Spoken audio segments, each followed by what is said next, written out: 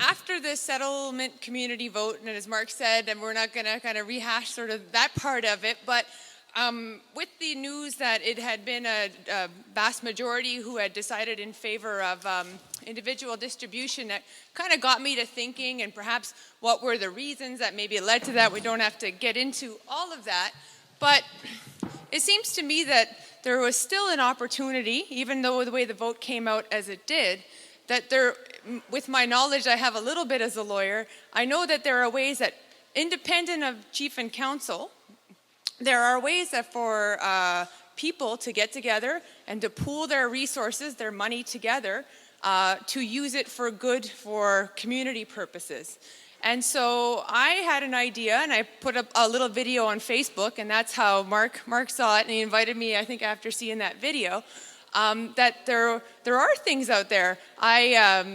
I've learned a lot in the last couple months about it. I had initially thought of an idea of a private or a trust that we could use take part of our funds from the settlement that we were going to receive and put it aside, put it in a trust of some sort to then use the money from to be able to use it for community purposes. So that was the idea that I had, and that's what I'm coming here today to sort of present to you. And we'll see what the response is, and if people are interested, this is something working with other people, I would like to move forward with, but I'd like to hear what people think about it too. So, and I'm not an expert, I don't do charity law, my thing is more going to court sometimes. So I contacted a lawyer that I've met before. Well, I never met him, this is actually the first time we met, but we talked on the phone. Come on over. This is Richard Bridge. He's a charities lawyer who works in Nova Scotia, and I had dealt with him on some other matters in the past, but he's an expert in some of these areas.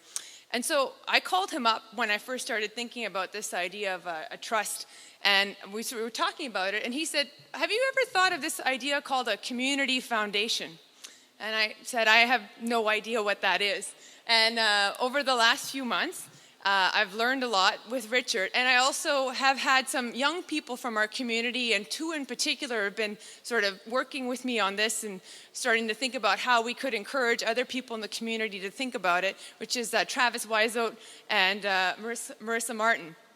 And so I've been working with them. So I'm going to present the idea to you today. Richard is going to help because he knows more the nuts and bolts of how these systems work. And also, an organization named called Olneweg, maybe some of you have heard of them. They're a not-for-profit organization that help First Nations all over Atlantic Canada with business and entrepreneurship.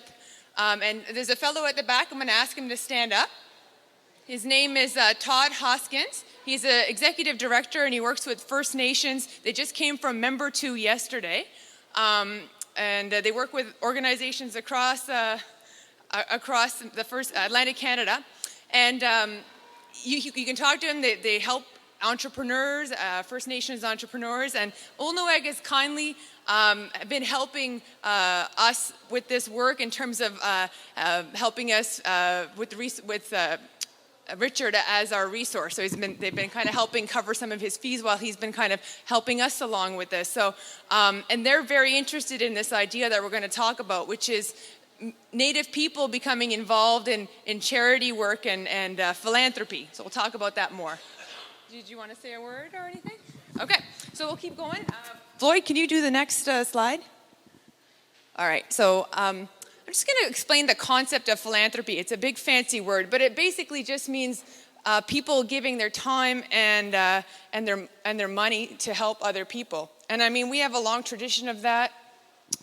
There's the language from our honor song that we were singing earlier at the beginning, but Ge ahabonama dultinej, which is, Nigamashtu ahabonama dultinej. My friends, let's help each other.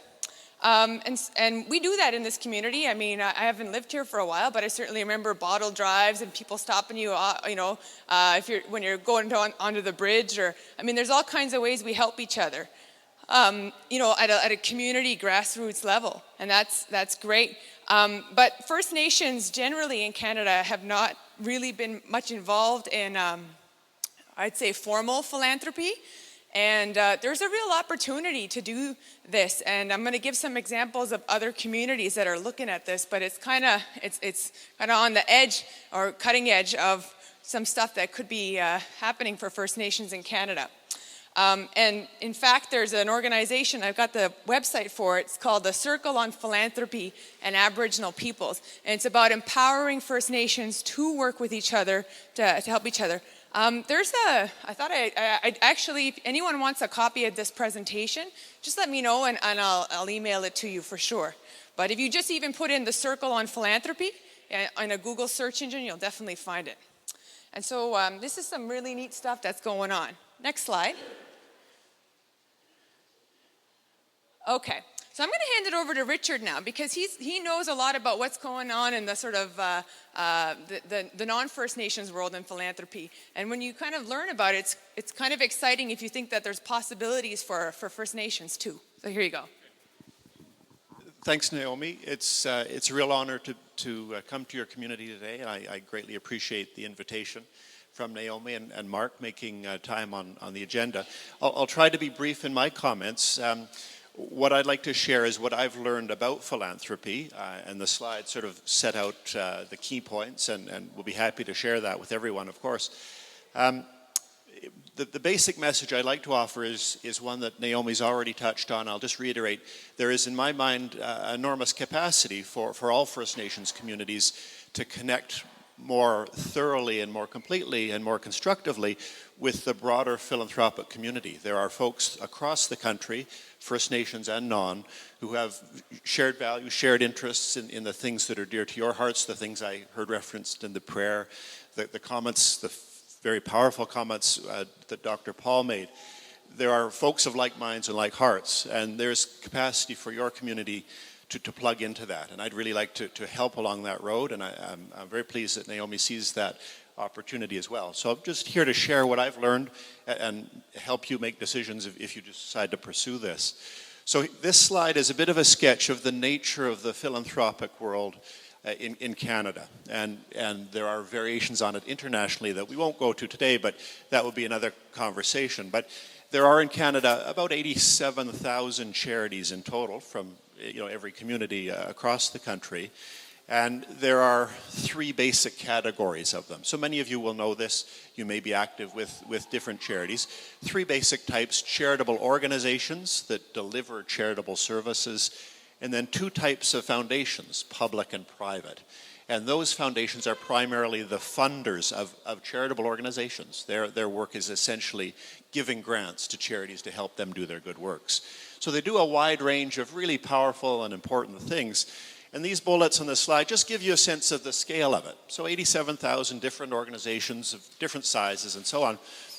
The second point there is the sort of the financial power of the charitable sector that you can connect with and become part of. $14 billion in receipted donations to charities across the country. So if you think of that as a potential pool to tap into to do more of your good community works, it's a pretty attractive target. There are lots of very generous people, and there's a lot of giving that happens across the country. $5.4 billion represents the total a few years ago of the grant making by the foundations that I referred to. So there's a lot of money that goes from one charity to another to do good charitable works. So I just raised that as an indication that there are organizations out there that will have common interests in some of your priorities. And I don't know your community well enough to know what your top 5 or 10 community issues is, but perhaps I'll make one up because it applies elsewhere in other communities nearby. Things like salmon stream restoration. It's one that's kind of dear to my heart personally. Well, there are groups right across the country that would fund that kind of activity in your community. So there's a potential for you to identify community needs and to plug into like-minded folks who will help share with that work and contribute to your good cause. So it's a significant pool. The fourth point there is $17 billion in income from the sale of goods and services. And what that says is that charities themselves are pretty entrepreneurial. They're out there doing things that have sort of a business nature. They're charging fees for their services where that's appropriate. Often fees are free, or services are free, but there's quite a bit of business activity around the charitable sector that's quite important. And the fifth point is one I've already alluded to, and it is the skill, the capacity, and the passion of folks in the sector. And many of you may already be there. That's great. I'm speaking of you when I refer to this, but others as well that you'll find synergies with. There may be a funder in Halifax. There might be somebody in Montreal who says, you know, I really like what you're doing. Let's team up. I'll share my experience. And when I hear Naomi's bio, I think Naomi is one of those people, a budding philanthropist as well as a very accomplished lawyer in her own right. So that's the kind of thing that you can plug into as a community. So next slide, if you don't mind. Thank you. Great, so this is sort of a generic slide. I don't think I'll spend more than just a few seconds on it. It's just confirming what I think is the potential for charities perhaps to emerge. New charities could emerge in your community. And also there is the potential for you to draw on experiences elsewhere. And we have some slides coming up that deal with an organization called the Community Foundations of Canada, which is an organization nationally that helps new community foundations form and get up and running. Just an illustration of the potential synergies. So next slide, please. So how does it work? Should I carry on with this? We were going to tag team, and we're very fluid, and I'm happy to keep going. Do you want me to keep going? Let me just say a word about this one. So he knows all the details about this stuff, and I just tried to break it down because I know actually a lot of these concepts are kind of maybe new to some of us. For me, a lot of it was so. But I wanted to kind of break it down into like 4 ways, like we could understand it. So the idea is that you have some sort of charitable vehicle, and Richard's going to kind of break it down. But the one we're going to talk about more is something called a community foundation, which allows, through tax laws and stuff, for giving of grants and money for charitable purposes. So that's kind of technical, but it's the idea you create something like a community foundation. That's the one thing. And then you put funds in it. You put some money in it. And that can be... one of the ideas that I had was, a portion of people's, I'm not here asking for any particular amount, but some portion, if you feel you can donate from settlement agreement funds. So you put funds in, and it's called the capital. That means you put it in a bank account. And this is the third point's the key point. When you invest money, money makes money. So money through investment grows.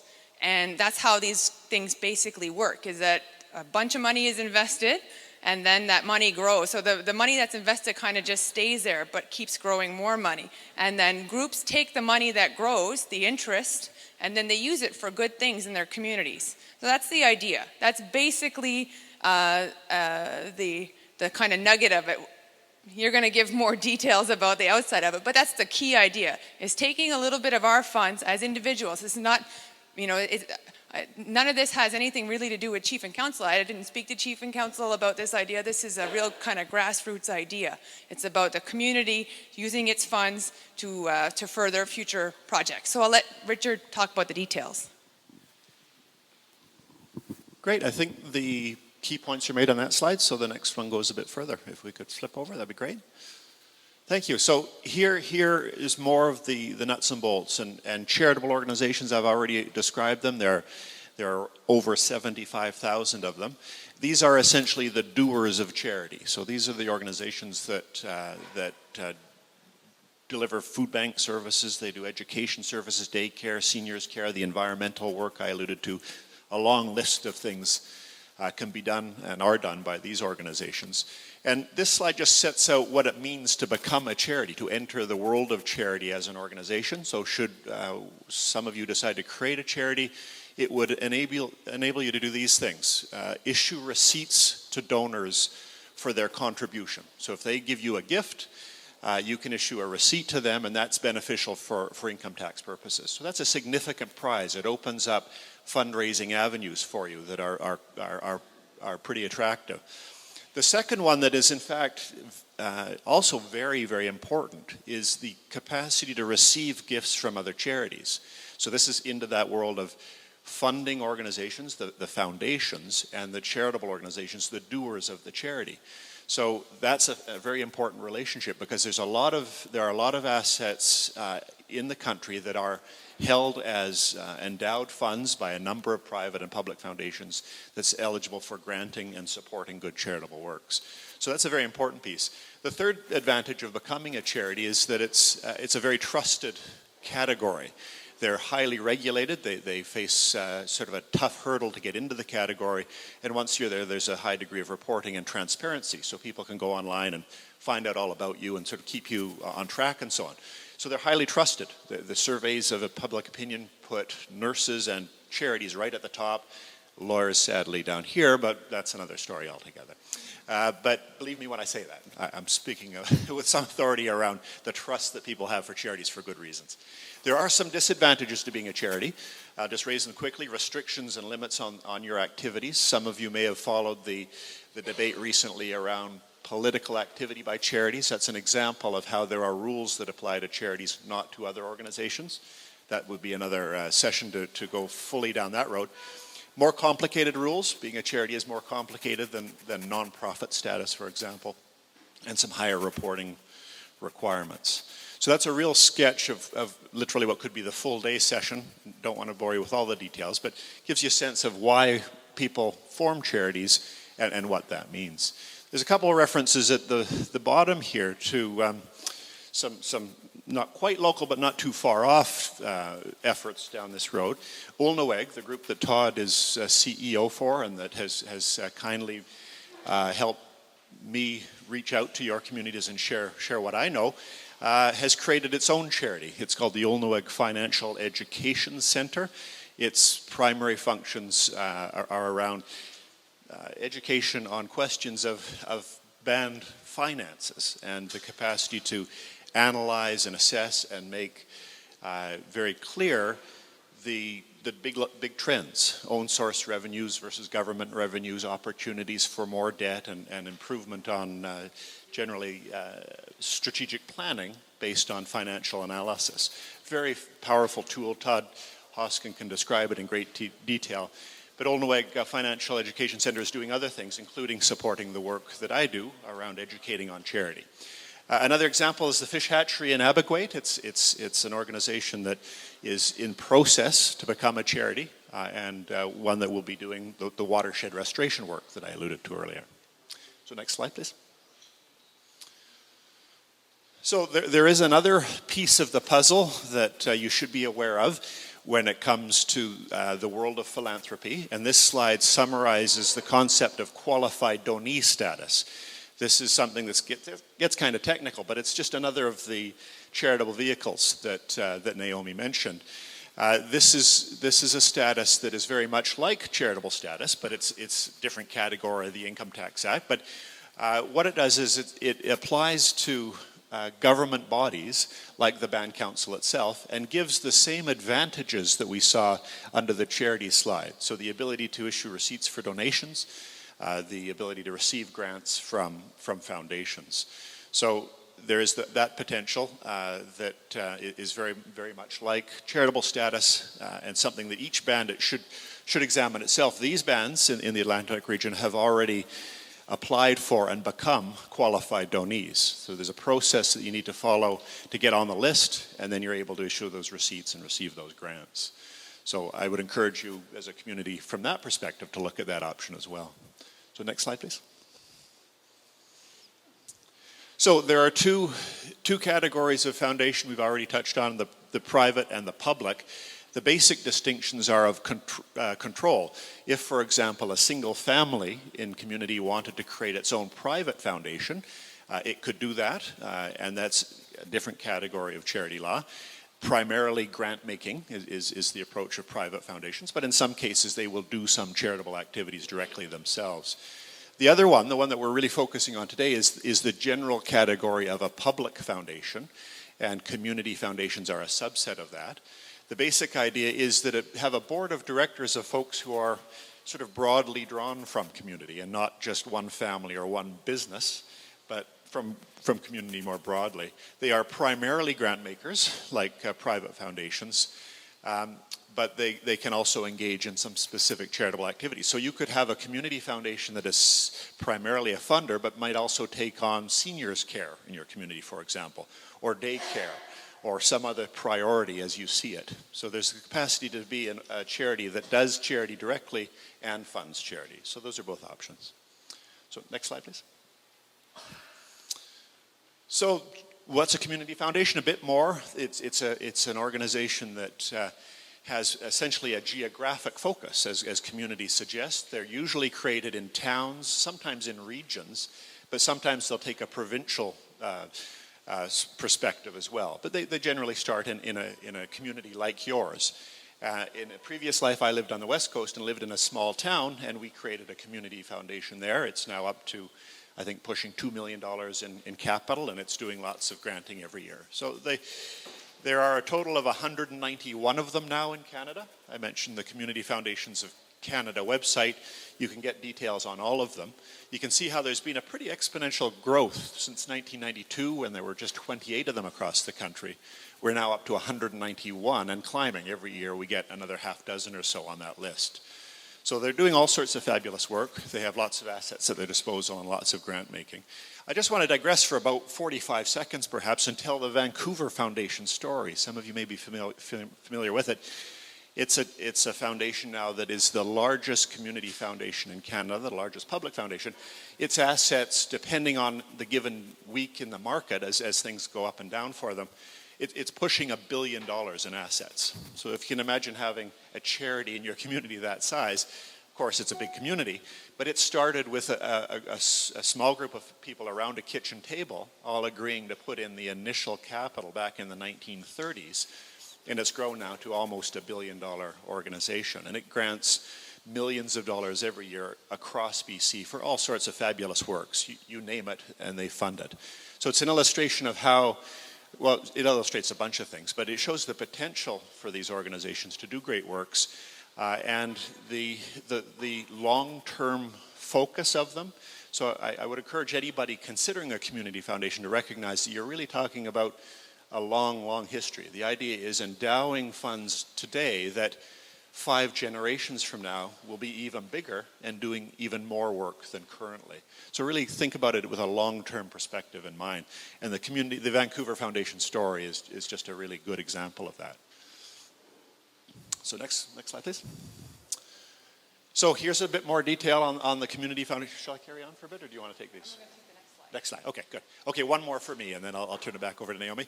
The assets of community foundations, $3.12 billion among that 191 organizations. So there's a lot of capital endowment in these organizations. The donations they receive each year, so this is the additional dollars they're getting and receiving, is in the neighborhood of $250 million every year. So this is a very significant piece of philanthropy. Grants made by them, a total of $154 million. That's a very substantial contribution. Most assets that they hold are in perpetuity. They're endowment funds, but some of them are flow-through dollars. So if you decide to create a foundation, a community foundation here, some of your funds may be locked in forever with the interest continuously coming back to community, but somebody may leave some money and say, look, I want you to spend this over the next 6 years. I want you to take my gift and just distribute it that way rather more quickly. So that's an option as well. So it just points out that they're relatively flexible vehicles. You can, as trustees on the board of a foundation, a community foundation, be creative and meet the wishes of the donor. So I think I'll pause there. So I wanted to give some more concrete examples about community foundations that have worked for First Nations. And like I say, it's kind of new, but Floyd, can you take me to the next slide? So there is one that was started about 12 years ago, and it's Naiomi First Nation. They're a Northern Ontario First Nation. They got about 500 on reserve members. And anyway, they're smaller than us, but they're a small community and they're kind of remote. But they paired up with the neighboring non-First Nations community. But they were the first joint partnership of a community foundation. And I'm going to show a little video at the end, and it's the founders.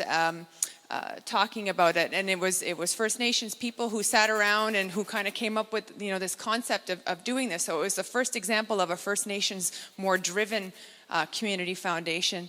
And so I got their website there.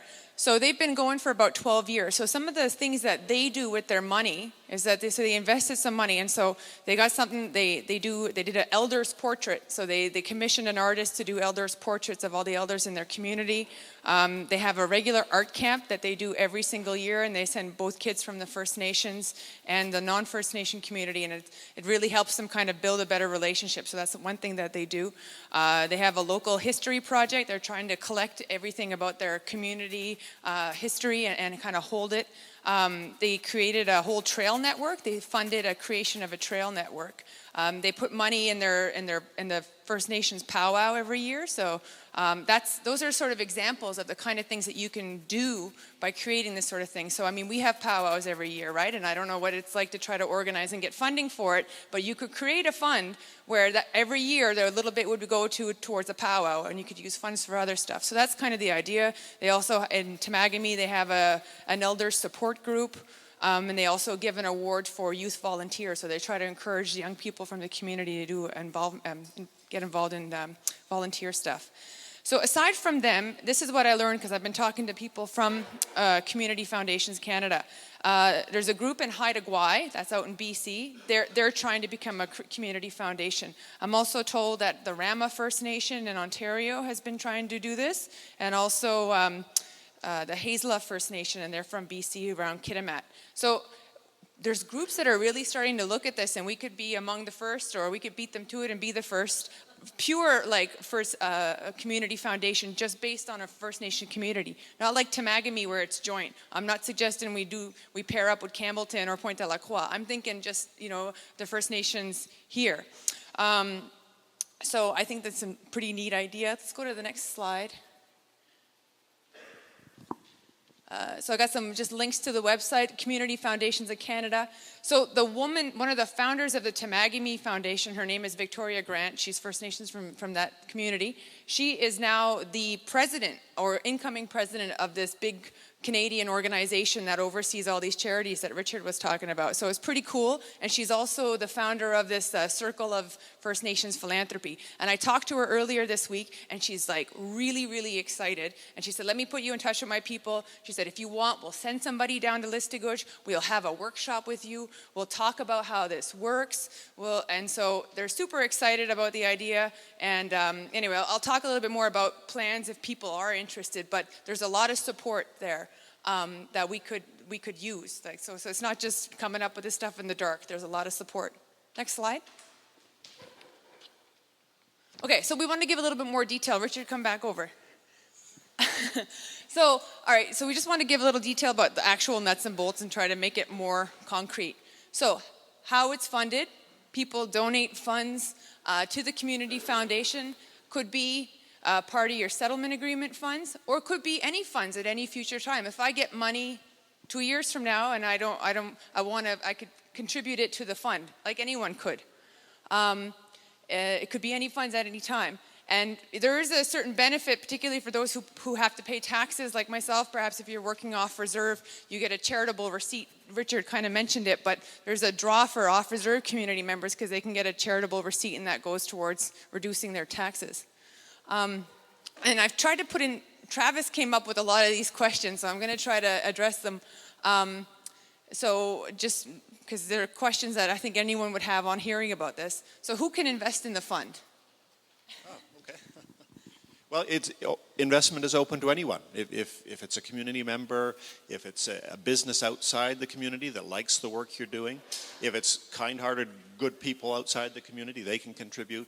Foundations, other charities can all contribute. So the potential to attract dollars is really limited by your capacity to identify key players.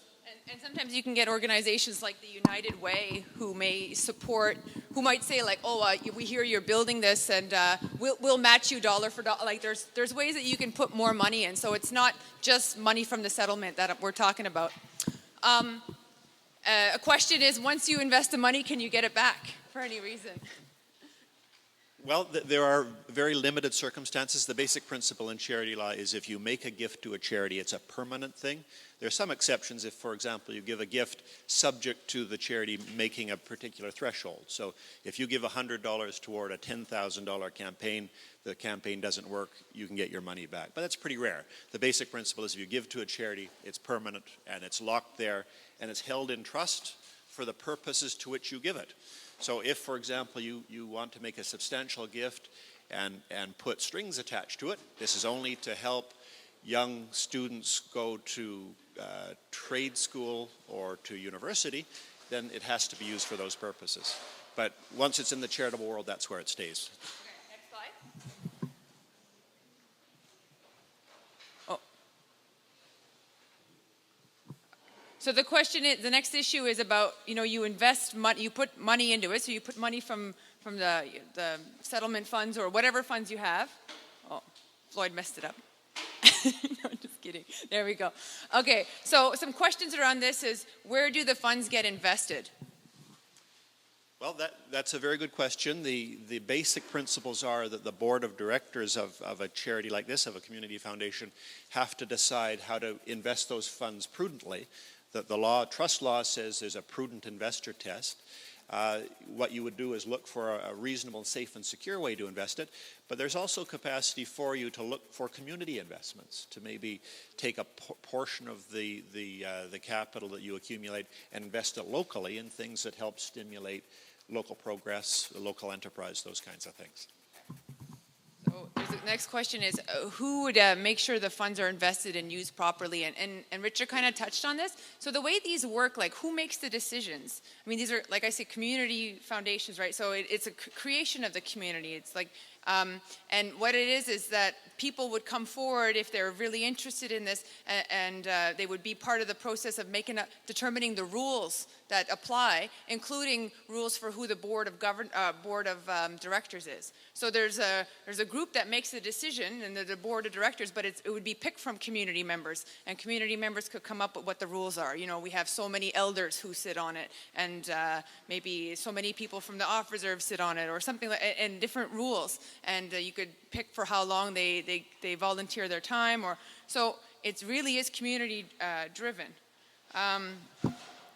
So I think I've answered the next question: how would Listigwish members select board members for the foundation? It would be a process. What I have in mind is kind of having a couple-day workshop, maybe in a month or so, if there is interest in this, to come up with, how it would work. What are the sort of, who would be on the board of directors, and the sort of rules that would govern this. And the people from Community Foundations Canada are willing to send people down to help us have that workshop. And it would be, so the next question would be, who would be able to be foundation board members? And I think I'm right when I say that would be community members. We would decide it, but I think the idea with that, it would be people from the Listigwish Mi'kmaq First Nation.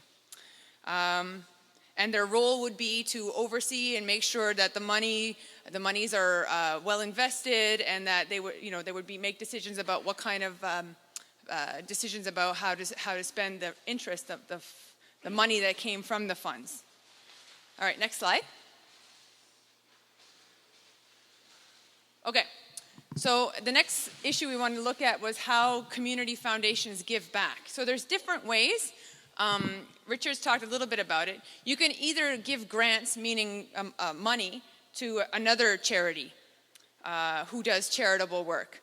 In our area, though, there's not too many other charities, but that is an option. There are also options to where individuals or groups in the community could get supported by a group. Like, for example, Richard mentioned that bands can receive charitable donations and give charitable receipts.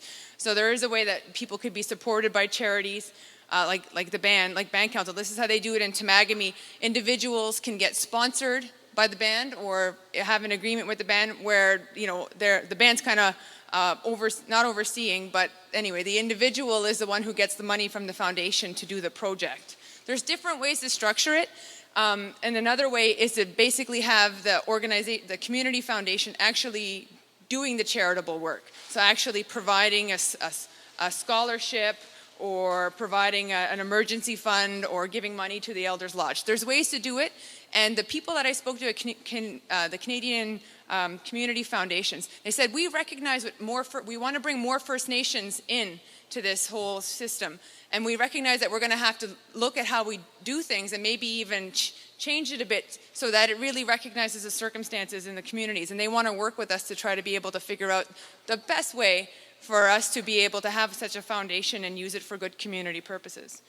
Okay, and I think finally there was just a bunch of, next slide,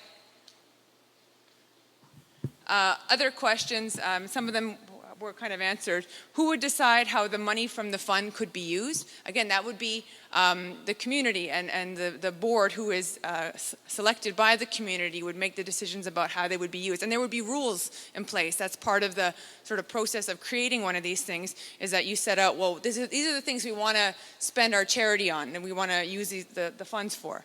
So that would kind of all be set up.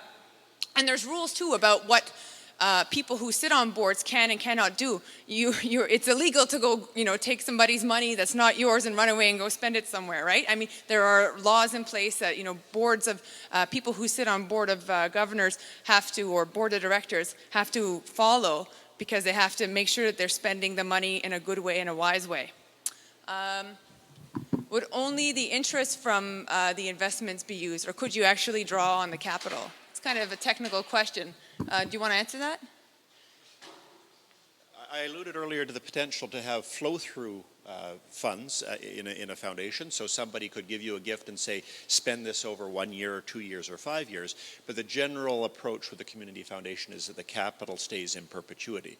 And there's some variations on that. So it depends on what the donor's wishes are and whether the foundation wants to accept dollars with those particular sort of strings attached, and perhaps it won't be in perpetuity in all cases. It's up to you as a community to decide that. Yeah. So these things can even start really small, right? And then grow over time, like you were saying in Vancouver, that they started with like a few $1,000s, and then over time it's now a multi-million-dollar.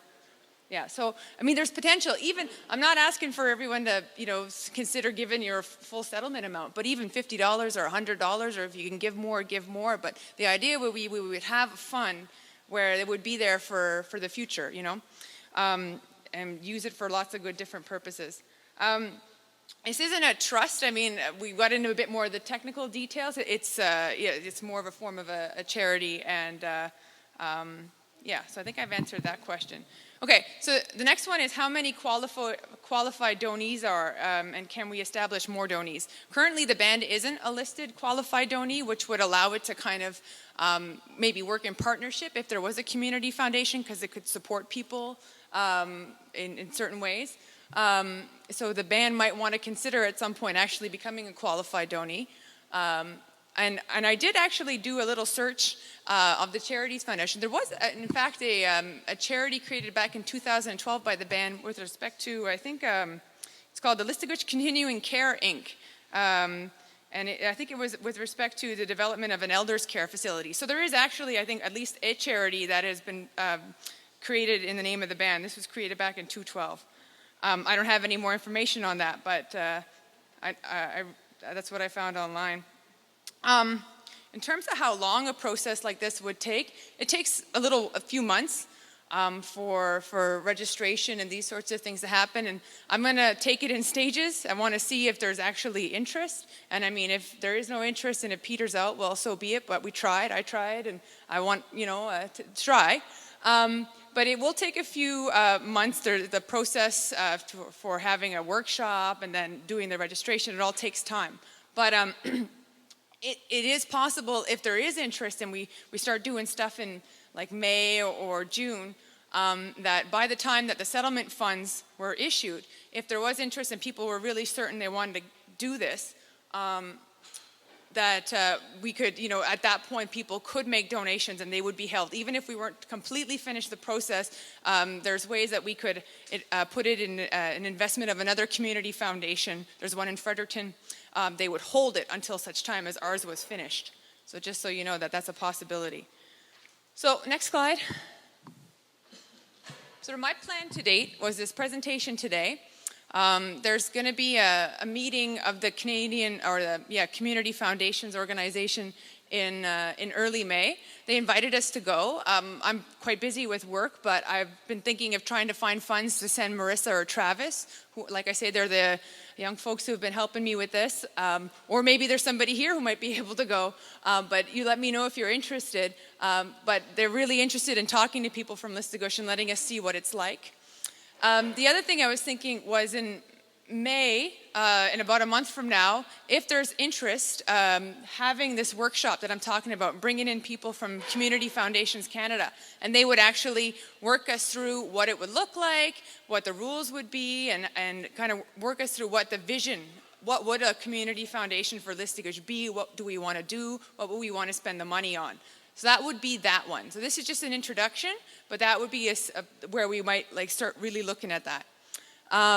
And if that continues and if that's working, then we would look at starting the actual paperwork, and that's where Richard comes in more on actually registering this and doing all the legal paperwork to make it actually happen.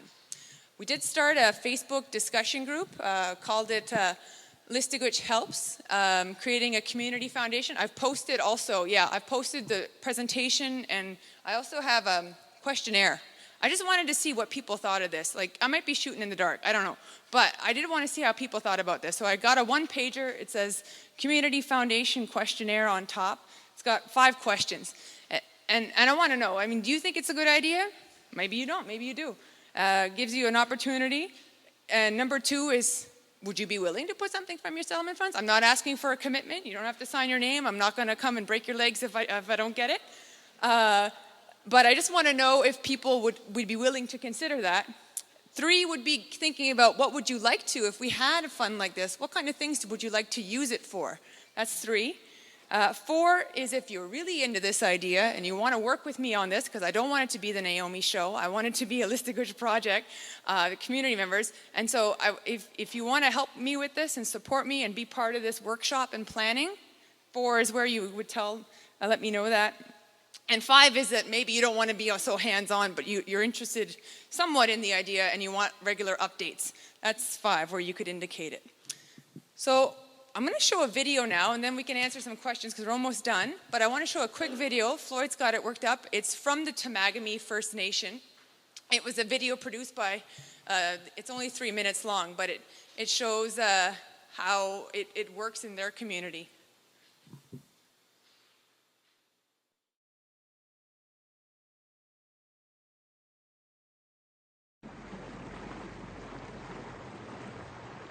It took time to develop the vision because we all had to find out what our Temagami was, and was there a common thread through that? As far as I know, we're the only community foundation in North America that has come together effectively as a partnership between Aboriginal and non-Aboriginal community members.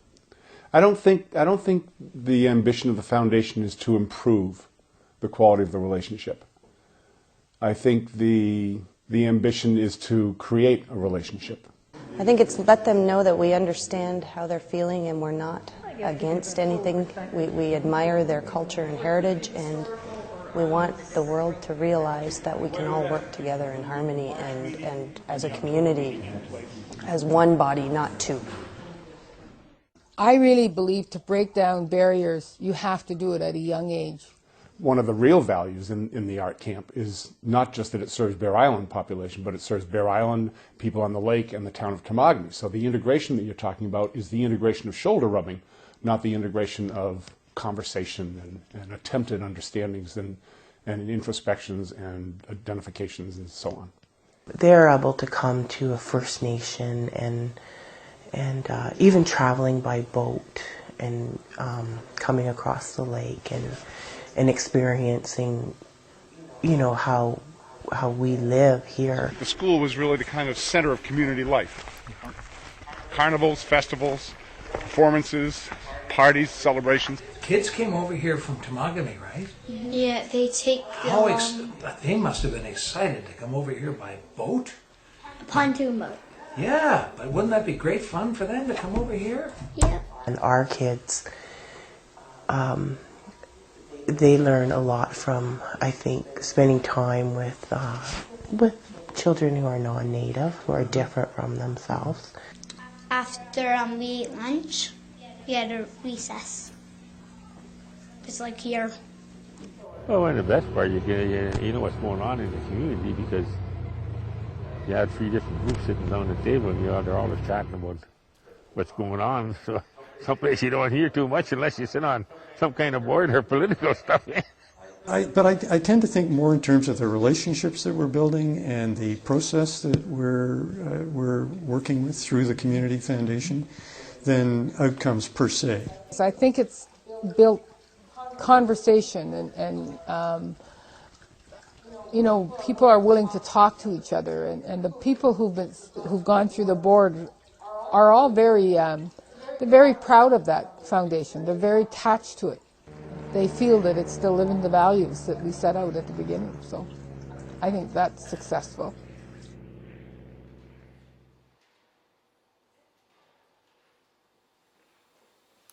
That's really it.